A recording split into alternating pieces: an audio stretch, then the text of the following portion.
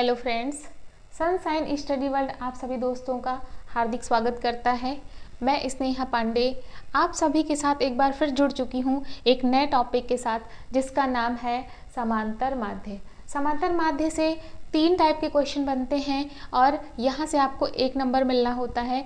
तो आज आपका जो 1 नंबर है वो मैं एकदम पक्का करवा दूंगी। हर दिन हम केवल 1 नंबर की ही बात करेंगे और 30 दिन में हमें 30 नंबर पक्के करने हैं।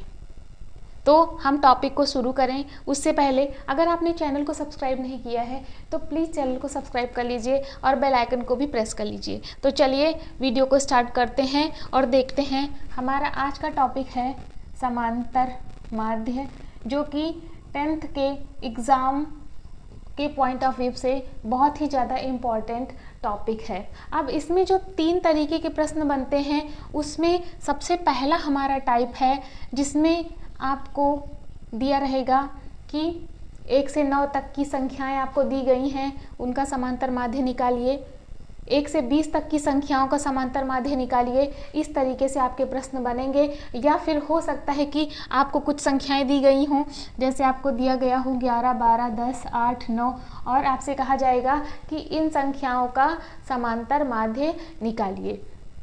तो सबसे पहले तो आपको ये जानना है कि समांतर माध्य है क्या और हम इसे कैसे निकालते हैं। तो देखिए, जो हमारा समांतर माध्य होता है इसके लिए आपको एक फॉर्मूला दिया गया है जिसे हम कहते हैं कुल योग बटे कुल संख्या। यानी कि आपको जितनी भी संख्याएं दी गई हैं उन सभी को आपको जोड़ना है और जितनी नंबर ऑफ संख्याएं हैं उससे डिवाइड करना है। ठीक है, तो यही है कुल योग, यानी कि ये जो संख्याएं आपको दी गई हैं इन सभी का जोड़ और बटे ये जितनी संख्याएं हैं। जैसे देखिए कितनी संख्याएं हैं, 1, 2, 3, 4, 5, तो इनका कुल जोड़ बटे 5 नंबर ऑफ जो संख्याएं हैं। ठीक है, तो चलिए हम पहले टाइप का क्वेश्चन लेते हैं। आपके पास दिया गया है 1 से 9 तक की प्राकृतिक संख्याओं का समांतर माध्य बताइए।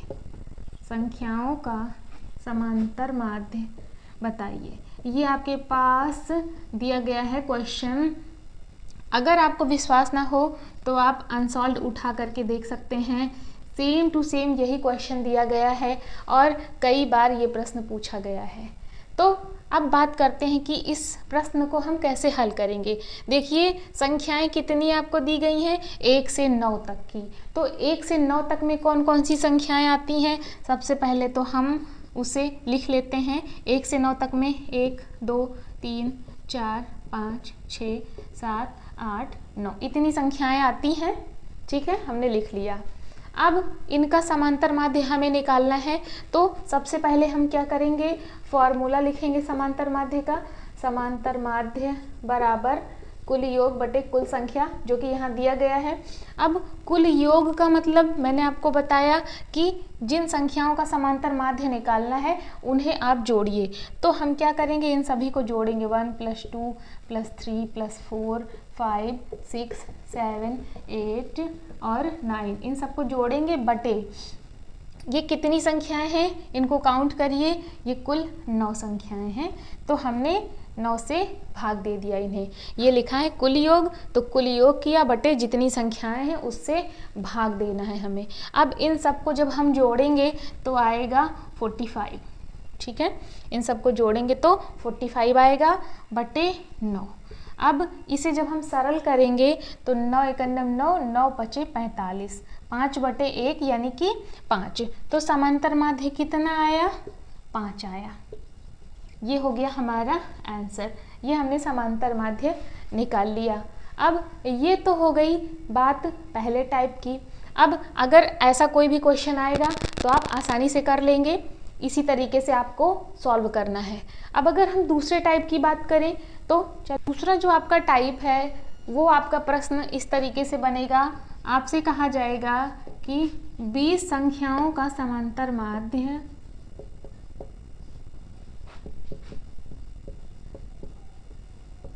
20 संख्याओं का समांतर माध्य 7 है, तो संख्याओं का योगफल बताइए। संख्याओं का योगफल बताइए। इस प्रश्न को ध्यान से देखिए। यहाँ पर आपको क्या दिया है, समांतर माध्य दिया है, संख्याएं दी हैं कि कितनी संख्याएं हैं, और निकालना क्या है, योग निकालना है। तो अगर इस फॉर्मूले को हम ध्यान से देखें तो देखिए इस फॉर्मूले के हिसाब से हमें क्या क्या दिया है, समांतर माध्य दिया है कितना, 7, तो समांतर माध्य की जगह लिखेंगे, और कुल योग हमें निकालना है। कुल योग को ऐसे ही लिख दीजिए, कुल योग बटे कुल संख्याएं कितनी दी हैं, 20 संख्याएं। 20 संख्याएं लिखा, तो इसका मतलब कुल कितनी संख्याएं हैं, 20 संख्याएं हैं। तो कुल संख्या की जगह 20 लिखिए। यानी कि आपका इस तरीके का प्रश्न बनेगा तो यहाँ पर संख्या दूसरी हो सकती है, बाकी क्वेश्चन बिल्कुल इसी तरीके बनेगा। यहाँ पर हो सकता है 15 संख्याओं का समांतर माध्य 8 है, तो संख्याओं का योगफल बताइए, तो वहाँ आपको योगफल बताना होगा। तो उसके लिए आपको ये फॉर्मूला लिखना है। आपको जो चीज़ें दी गई हैं उनको रखिए, जो नहीं दिया है उसको वैसे ही लिखिए। तो यहाँ आपको दिया गया है 20 संख्याएं, तो कुल संख्या की जगह लिख दिया, समांतर माध्य दिया है, समांतर माध्य की जगह लिख दिया। अब देखिए ये जो समीकरण बन रहा है, ऐसे समीकरण में हम क्या करते हैं, तिर्यक गुणा करते हैं, और इसके नीचे क्या है, कुछ भी नहीं है, यानी कि 1 है। इनका जब तिर्यक गुणा होगा तो हो जाएगा कुल योग बराबर 7 और 20 का गुणा होगा तो कितना आएगा, 140।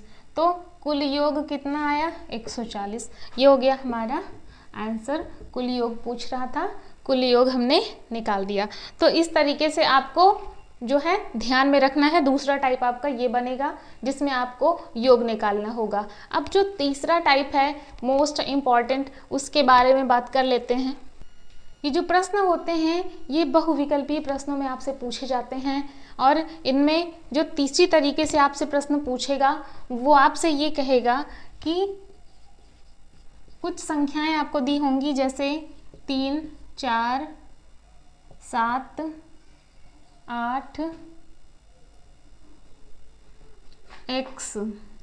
x तथा 6 का समांतर माध्य आपको दिया जाएगा। समांतर माध्य 7 है तो x का मान बताइए। जो संख्याएं आपको दी गई हैं इनको ध्यान से देखिए। यहाँ पर आपको कुछ तो संख्याएं दी गई हैं, जैसे 3, 4, 7, 8, 6, और एक जो ये संख्या आपको दी गई है ये क्या है, x है। इसका मान हमें नहीं दिया गया है। समांतर माध्य 7 दिया गया है, हमें निकालना क्या है, x निकालना है। यानी कि एक जो ये संख्या है जो हमें नहीं बताई गई है इसका मान बताना है हमें। तो किस तरीके से इसे हम हल करेंगे, समांतर माध्य के तीनों ही टाइप में सबसे पहले हमें फॉर्मूले को ध्यान में रखना है। सबसे पहले फॉर्मूले को जब हम ध्यान में रखेंगे तो हमें बात समझ में आ जाएगी कि हमें करना क्या है। देखिए आपका फॉर्मूला जब है समांतर माध्य बराबर कुल योग बटे कुल संख्या, तो यहाँ पर आपको देखना है कि हमें क्या क्या दिया है और क्या निकालना है। हमें दिया है समांतर माध्य, तो हम समांतर माध्य की जगह रख देंगे।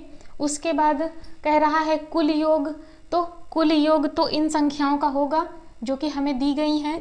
3 दिया गया है, 4 7 है, 8 है, x है, 6 है, इनको हम लिख लेंगे, इनका योग कर लेंगे। अब कह रहे हैं कुल संख्या, तो कुल संख्याएं ये कितनी है, 1 2 3 4 5 6, 6 हैं। संख्याएं कितनी हैं, 6 हैं। तो अब ये जब 6 संख्याएं हैं तो हमें क्या करना है, अब इसमें सबसे पहले अंश में जितना कुछ भी लिखा है उसे जोड़ लेना है। 3 4 3 7 7 14, 14 8 22 6 28, 28 हो गया, प्लस x हो गया। ठीक है, अब प्लस x इसलिए करेंगे क्योंकि ये सभी संख्याएं हैं, ये तो आपस में जुड़ जाएंगी, लेकिन x इसमें जुड़ेगा नहीं तो उसे प्लस करके लिखिए। बटे 6 है वैसे ही रहने दीजिए। अब क्या करना है, हमें तिर्यक गुणा कर लेना है। किससे, 7 का 6 से। 7 के नीचे कितना है, 1 है, तो इस पूरे का इससे गुणा होगा, 7 का 6 से गुणा होगा, तो 7 छंग 42, 28 प्लस यक्स। अब देखिए ये जो संख्या है पक्षांतर करके इस तरफ लाइए, पक्षांतर कर लिया जाता है। जब उस तरफ संख्या है और कांस्टेंट है तो संख्या को इधर ले आया जाता है और उस संख्या का चिन्ह बदल जाता है। तो 28 इधर आएगा तो माइनस में हो जाएगा और यहाँ x बचेगा। अब x का मान क्या आएगा, 42 में से 28 आपको घटाना है तो 28 2 30, 28 2 30 और कितना आएगा 14। ठीक है, तो x का मान कितना आया, 14 आया। अब इस x का मान आपसे पूछ रहा था, मान आपका आ गया। आपको बहुविकल्पी प्रश्नों में जो विकल्प दिए होते हैं उसमें दिया होगा आपको 14, जाके आपको टिक कर देना है। तो ये आपका तीसरा टाइप भी बिल्कुल क्लियर हो गया। अब इस तरीके से जब आप प्रश्नों को हल करेंगे तो बहुविकल्पी प्रश्नों में जाके जब एकदम सही आंसर टिक करेंगे तो आपको पूरा का पूरा 1 नंबर मिल जाना है। तो 1 नंबर के लिए सोचिए आपको बहुत ज़्यादा मेहनत नहीं करनी है, बस एक फॉर्मूले को ध्यान में रखना है और 3 तरीके के प्रश्न इससे बनेंगे। तीनों को आप प्रैक्टिस करेंगे तो बड़ी ही आसानी से जो है आप कलेक्ट कर सकते हैं नंबरों को। और कहते हैं ना बूंद बूंद से ही घड़ा भरता है। तो जब आप एक एक नंबरों की प्रैक्टिस करेंगे, उनको तैयार करेंगे तो आप जो है एक अच्छा रिजल्ट ला सकते हैं। तो चलिए हमारा आज का जो है टॉपिक ख़त्म हुआ। आई होप आपने चैनल को सब्सक्राइब कर लिया होगा। अगर अभी तक नहीं किया है तो प्लीज़ कर लीजिए और अगर वीडियो अच्छी लगी हो तो लाइक कर दीजिएगा। मिलते हैं कल एक नए टॉपिक के साथ, तब तक के लिए जय हिंद।